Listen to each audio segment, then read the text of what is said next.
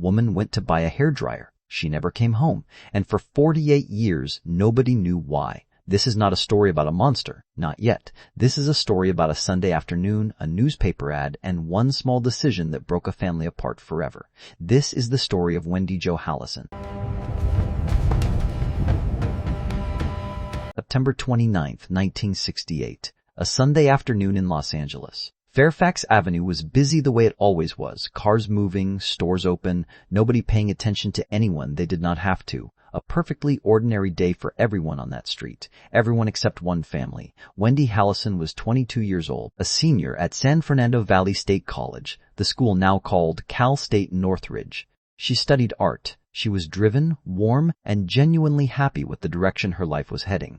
She grew up in Los Angeles on Stearns Drive, south of Carthay Square. Her father, Lee, was a real estate salesman. Her mother, Kathleen, had been a bookkeeper before becoming a homemaker. They raised two daughters, Linda, the older one, and Wendy. The sisters grew up painting together and playing piano together, the kind of close that does not need explaining. Wendy had a smile that showed up in photos and still reached through them decades later. She had a boyfriend she cared about, a little poodle named Pierre who followed her around the house. She had, as her brother-in-law Gil Court would later recall, everything going for her. That morning, she spotted a newspaper ad, a hairdryer on sale at the thrifty drugstore on the corner of Wilshire Boulevard and Fairfax Avenue. A 10-minute drive, a simple errand. She called Linda. Did she want to come along? Linda had two young boys at home that Sunday. She said no. She wanted to spend the day with her family. It was the most ordinary decision a mother makes. It would haunt Linda for the rest of her life. So Wendy drove alone. She parked, walked into the thrifty, found the hairdryer, paid for it, and left. Then she pulled into a gas station just down the street and filled up her tank. A woman running errands on a Sunday afternoon, nothing unusual about any of it. That was the last time anyone saw Wendy Hallison alive. Whatever happened to her happened in the gap between that gas station and her front door, a stretch of road she had driven 100 times before. A Sunday afternoon, a city full of people in every direction, and nobody saw a thing. By evening, the Hallison house was too quiet in a way that felt wrong. Wendy was not the kind of person who went silent without a word. If her plans changed, she called. She was reliable in the way only people who truly love their family are reliable. When the hours passed and the phone stayed quiet, her family did not wonder whether something was wrong. They knew. Her mother, Kathleen, called the police and explained what had happened, that her daughter had left that afternoon to run a simple errand and had never come home, that this was completely out of character. The police told her to wait. They could not open a missing persons case this quickly, they said. She would probably turn up. Wendy did not turn up. The night passed slowly. Inside the Hallison home, no one slept. The family sat with a fear that had no clear shape yet, not knowing if Wendy was hurt, if she was lost, if she needed help, not knowing anything at all, just waiting for a phone that did not ring. All they could do was wait for morning and hope. What they would find the next morning would stay with every one of them for the rest of their lives. Monday morning arrived with the kind of fear that does not go away when the sun comes up. Wendy had been gone all night. No call, no message. The police were still not moving fast enough, so Gil Court moved instead. Gil was not just Wendy's brother-in-law. He was a private investigator. He understood that in a missing persons case, the early hours are everything. He made calls, organized a civilian search party, and hired a helicopter to sweep the neighborhood from above. Less than an hour into the search, Wendy's boyfriend was up in that helicopter, scanning the streets below. Fairfax Avenue stretched beneath them, a long corridor lined with hundreds of parked vehicles. Finding one specific car from that altitude, at that speed, was close to impossible. The boyfriend pointed down and said, "There, a green Ford Thunderbird parked on Fairfax near Olympic Boulevard, just south of the thrifty store." The helicopter pilot was stunned. He said later he had no idea how the boyfriend had spotted that specific car from that height. It was like finding a needle in a haystack, except the boyfriend had gone straight to it, almost without hesitation, as if he already knew exactly where to look. That detail would not go unnoticed by the detectives who heard about it. Gil came down to the car. He looked through the window. The keys were not in the ignition. They were lying on the floor of the back seat, as if dropped there in a hurry. He picked them up, walked to the back of the car, put the key in the trunk lock. He opened it. He would later say, simply, quietly, that it was the worst day of his life. There are no other words for it. Gil went back to the house. Linda was on the front porch, watching the street, waiting the way people wait when they do not want to think about what the wait might mean. She saw Gil walking toward her, and she knew, not from his words, but from his face. In all the years she had been married to this man, she had never seen him cry. She was seeing it now. "We found her," he said. Linda's heart lifted, just for 1 second. "She's gone." And it broke completely. When detectives arrived and examined the scene, the evidence was clear on several things. Wendy's life had been taken forcefully, and the instrument used by the perpetrator was left behind at the scene. Signs at the scene indicated she had fought back bravely against her attacker, refusing to go quietly despite the element of surprise. Her watch and jewelry were still on her body. Robbery was ruled out immediately. This was not about money or valuables. Whoever did this to Wendy wanted something else entirely. Then, one small detail that nobody could explain: the hairdryer was missing. The only thing Wendy had gone out to buy that day, gone, never recovered. No reason ever found for why a killer would take it. That question has never been answered. Detectives moved quickly on suspects. Wendy had told Linda about her errand that morning, which meant someone either followed her from the store or already knew she would be out alone. That pointed toward people in her life. 4 men were brought in for questioning: her current boyfriend, an ex-boyfriend she had remained friendly with, her brother-in-law Gil Court, and a close male friend. Detectives reasoned that this type of personal assault is rarely random. It is often a crime that requires deliberate proximity and intent. This felt like someone who had targeted Wendy specifically and knew she would be alone.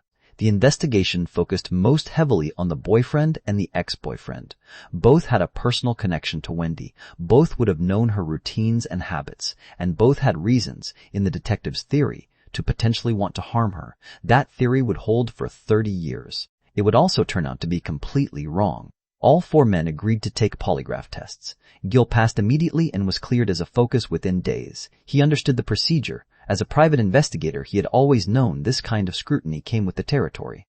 The boyfriend failed. A failed polygraph is not evidence of guilt. Courts do not accept polygraph results for exactly this reason. But combine that failure with the way he had spotted Wendy's car from the helicopter in a way that left the experienced pilot genuinely speechless, and the suspicion around him became very difficult to ignore. Detectives could not walk away from him. For a long time, they did not. Years later, when DNA evidence would clear him entirely, the weight of what he had been carrying would become impossible to fully describe. He had found Wendy, he had loved her, he had grieved her, and the entire time, the investigation had quietly treated him as a possible killer. That is not a burden that disappears just because someone eventually says you are innocent. But in 1968, none of that clarity existed.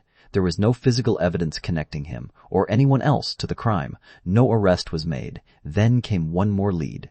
A witness had seen a white man near Wendy at the thrifty store that afternoon. The same man was spotted again at the gas station just down the street. Both times Wendy was there. He had followed her from the store to the station without her noticing. But no one got a name. No one caught a plate number, no usable description, just the fact of his presence, and then his disappearance. A ghost. Weeks turned into months. Months turned into years. No arrests were ever made. No charges were ever filed. The case went cold. And somewhere out in that city, the man who had followed Wendy Hallison step by step on a Sunday afternoon was still walking free, and no one knew his name. If Wendy's story is gripping you, hit that like button, drop a comment, and subscribe for more deep dives. Want to uncover even more mysterious cold cases? Check out the curated playlist linked in the description below. Now back to the case. After the investigation stalled, the Hallison house changed in a way nobody put into words. Wendy's room stayed exactly as she had left it. Her clothes, her art supplies, her books, all untouched, all in the same place she had put them on the morning she drove away. As if the family was holding the space open, keeping it ready, just in case. It stayed that way for years. Her father, Lee, carried her absence in a way that had no off switch. Wendy had been born on his birthday, the same day, the same celebration. Every year when that date arrived, her absence sat right there at the table, not in the background, right there, in every candle, every quiet moment when the room felt one person short. He could not celebrate his own birthday without feeling, somewhere beneath everything, who was missing from it. He did not stop trying. He made regular trips to the local police station, asking if anything new had come in, asking if the technology had changed, asking if someone had remembered something. He offered rewards. He kept showing up year after year because showing up was the only form of fighting he had left. He almost always left without anything new. As Lee's health declined, he called Linda to his side and said the words that she would carry for the rest of her life. Don't forget your sister. Do what you think you can do to find out who did this. It was not a request. It was a promise he was asking her to keep in his place because he knew he was running out of time to keep it himself. Both Lee and Kathleen passed away without ever learning who killed their daughter. They had lived through the investigation, through the suspects, through the years of silence. They had held on to hope through all of it, and they died without the answer. Then, in 1998, 30 years after Wendy's murder, something shifted, and it started with a detective who refused to accept that this case would die with the people who first worked it. Detective Frank Bolin went back to the evidence room and pulled Wendy's case files. He brought in LAPD criminalist Harry Clan Jr. and asked him to re-examine everything collected from the crime scene in 1968. The reason was a single word that had been quietly transforming law enforcement for years: DNA. At that point, the LAPD had only been using DNA forensics for about 4 years. But what the science promised was unlike anything before it. A genetic fingerprint left at a crime scene could survive for decades and still identify a killer. Science could now go back in time. Clan examined Wendy's preserved clothing from 1968. What his colleague found stopped everyone cold. Forensic specialists managed to isolate an unknown male genetic profile from the preserved clothing evidence. The killer had left behind his genetic signature. It had been sitting in an evidence room for 30 years, waiting for the science to catch up with it. And now it had. Detectives moved fast. Blood was drawn from all 4 original suspects, the same men who had been questioned in 1968, the boyfriend, the ex-boyfriend, Gil Court, the male friend. Each sample was compared directly against the DNA from Wendy's clothing. Everyone connected to this case held their breath. The boyfriend had failed that polygraph in 1968 and had never fully escaped the cloud of suspicion. His name had remained in the conversation for 3 decades. Was this finally the moment it would all come together? The results came back. All 4 men were completely cleared. The boyfriend was innocent. Gil was innocent. Every single person who had been under suspicion for 30 years had no DNA connection whatsoever to what happened to Wendy. The real killer had never even appeared in the investigation. The case dropped back to absolute zero. But now there was another problem. The DNA sample from Wendy's clothing was too small and too degraded to upload into CODIS, the national database that could match unknown DNA against profiles of convicted offenders. They had the killer's genetic signature. They just could not match it to a name. In 2000, Clan tested the sample again with updated methods. Not enough. In 2009, the most advanced techniques available at the time were applied. The results were better, strong enough to definitively clear the original suspects, but still not strong enough to generate a database match. 3 tests across 11 years. 3 dead ends. Clan remembered a night standing outside Tom Bergen's bar, just down the street from where Wendy's body had been found. Detective Frank Bolin stood beside him in the dark, cigarette in hand, looking out at the street. "This case will be solved long after I'm gone," Bolin said. Not bitterly, just honestly. The kind of honesty that comes from years of pushing against a wall that will not move. Bolin eventually retired, and then he was gone. He never saw what came next. Because in the summer of 2016, Harry Clan Jr. sat down with the DNA sample one final time. The technology had advanced in ways that simply did not exist in 1998. He ran the test. This time, the result was different. He picked up his phone, he typed 4 words to Detective Bengtson, and pressed send. "Are you sitting down?" Frank Bolin had been wrong. The case was not going to wait until after he was gone. It was being solved right now. Detective Richard Bengtson had been working Wendy's case for years. He was one of the original 8 detectives assigned to the LAPD cold case unit when it was created in 2001, and by 2016, he was the only one of those original 8 still working there. Wendy's murder book, thick binders of reports, evidence logs, and interview transcripts sat neatly on his desk. He had read through it so many times he could recite parts from memory. When Clan's text came in, Bengtson called him back immediately. The DNA had finally produced enough genetic markers to run a search against the state database, and it had come back with a match. Bengtson asked for the name, Edwin Dean Richardson. The name meant nothing to him at first. No connection to Wendy, no connection to her family, her friends, her neighborhood. Edwin Dean Richardson had never appeared in the investigation. Not in 1968, not in 1998, not in 2009. He was nobody Wendy Howison had ever known. He was something far more dangerous than that. As Bengtson began pulling Richardson's background, the picture that emerged was deeply disturbing. Richardson was not a jealous boyfriend or a man with a personal grievance. He was a drifter, a man who had spent his entire adult life moving from state to state, working odd jobs, staying nowhere long enough to be remembered or tracked. His criminal history went back to his childhood, escalating from small offenses to serious ones. In 1960, he was convicted of attempted robbery and kidnapping in San Diego and sentenced to 8 years in prison. He served the full term. In April 1968, he was released on parole. 5 months later, Wendy Hallison was murdered. 5 months. That is the distance between the prison gate and Wendy's trunk. Then came the detail that made Bengtson's blood run cold.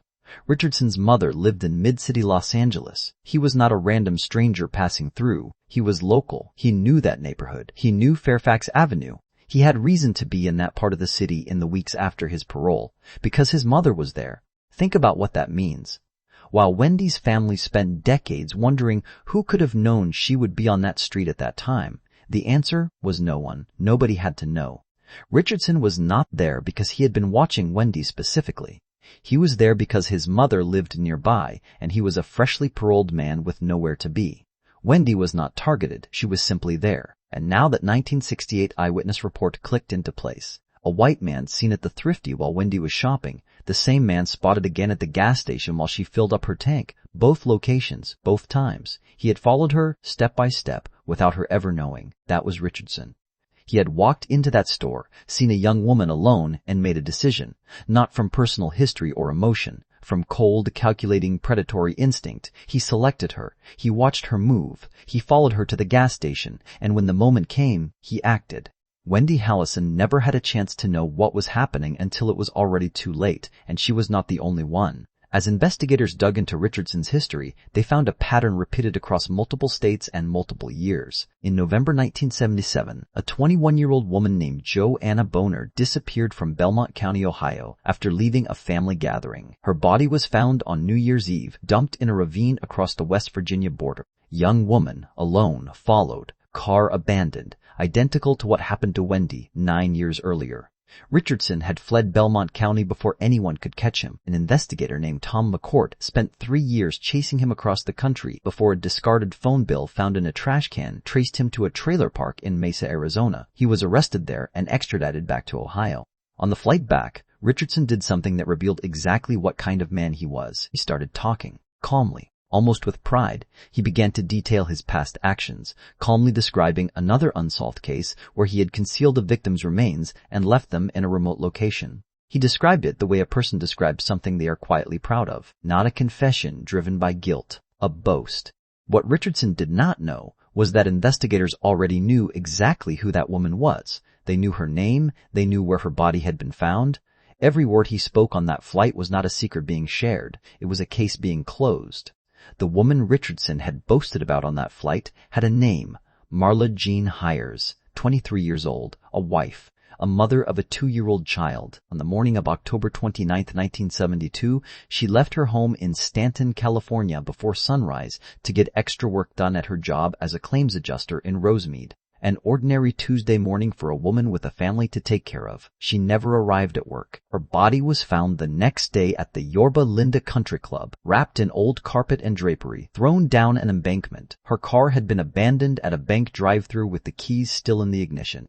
Exactly as Richardson had described it on that plane, with that calm, satisfied expression. In 2004, DNA from Marla's case was matched to Richardson, already sitting in an Ohio prison for Joanna Boner's murder. Justice moved for Marla. By 2006, a 70-year-old Richardson stood before a California court on an oxygen tank, pleaded guilty to first-degree murder, and was sentenced to life in prison. He died behind bars in 2013 at age 77, 4 years before his DNA was finally matched to Wendy Jo Hallison. When Bengtson confirmed the DNA match to Wendy's case in 2016 and realized Richardson had been dead for 4 years, his reaction was immediate and unfiltered. He cursed. "Even alive and in prison is better than dead," he said, "because then I get to go to him and say, guess what? I'm going to put another charge on you."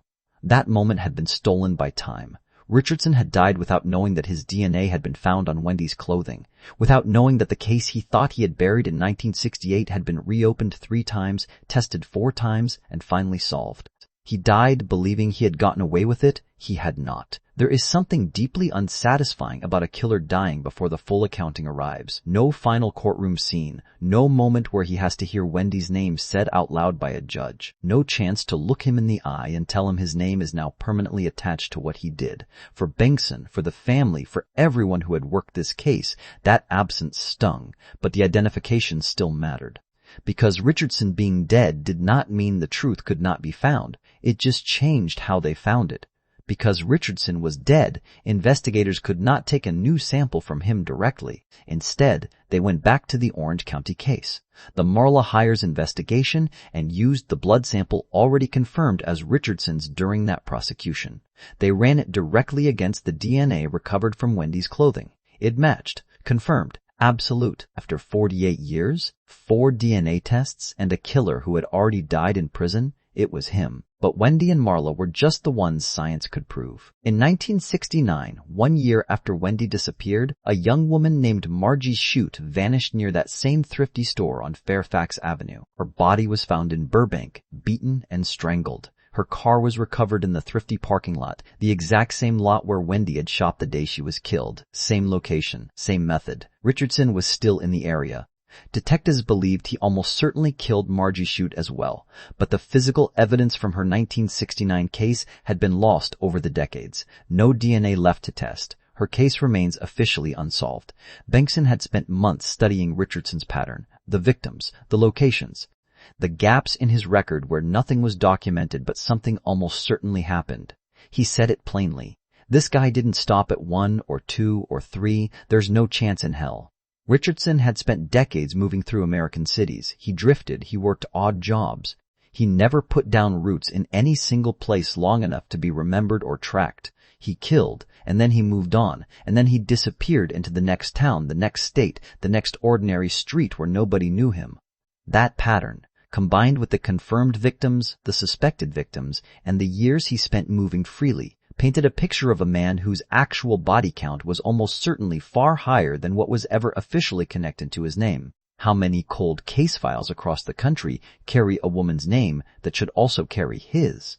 How many families are sitting with the same unanswered question that Wendy's family carried for 48 years?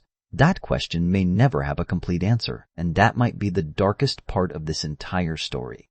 In the summer of 2017, Bengtson picked up the phone and called Linda. Linda Trocino, Wendy's older sister, the woman who had said no to a Sunday shopping trip 48 years earlier and had never entirely put that moment down, was out at brunch with her husband when her phone rang. She did not recognize the number. She assumed it was a telemarketer and let it go to voicemail. Think about that for a moment. 48 years of waiting, of her father's promise, of carrying the question of who killed her sister, and the answer arrived as a voicemail she almost did not listen to. Later, sitting alone in her car, she pressed play. An LAPD detective, asking her to come in. He had something he needed to tell her about her sister's case. Her hands started shaking before the message even finished. She drove to LAPD headquarters and walked inside wearing Wendy's necklace around her neck. She sat down across from Detective Bengtson and retired Deputy District Attorney Peter Berman, the two men who had worked Wendy's case for years, who had kept those thick binders on their desks when everyone else had moved on, who had refused to accept that the answer would never come. When Bengtson walked her through Richardson's criminal history, who he was, what he had done, how many other women had crossed his path, Linda shook her head slowly. "Unbelievable," she said. On the table between them sat 2 old cardboard boxes.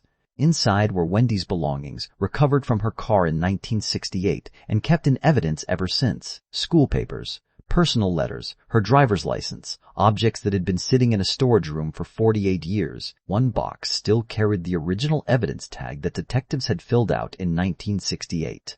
The paper wrapping inside had aged so long it was beginning to fall apart, disintegrating quietly after nearly half a century of waiting. 48 years of evidence from a life interrupted on a Sunday afternoon, sitting in 2 cardboard boxes, waiting for their owner to be found.